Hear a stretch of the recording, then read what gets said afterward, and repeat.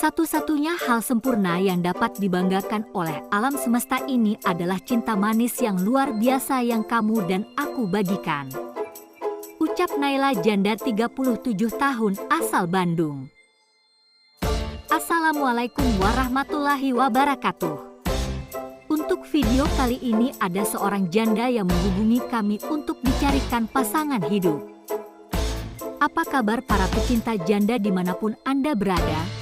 Apakah masih semangat dalam mencari pendamping hidup? Pada video kali ini kami akan membagikan video profil janda yang sedang mencari jodoh. Namun sebelum melanjutkan video ini, alangkah baiknya untuk selalu mendukung channel ini dengan cara menekan tombol like dan menekan tombol subscribe.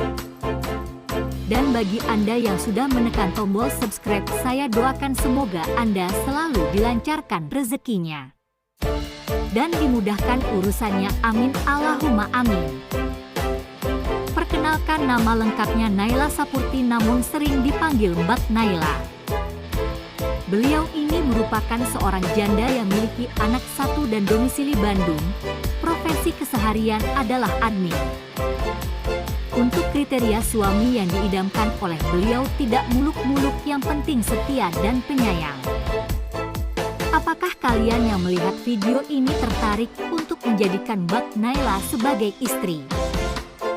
Jika iya, bisa langsung tulis di kolom komentar dengan kata-kata yang sopan. Semoga beliau bisa langsung menghubungi kalian secara langsung.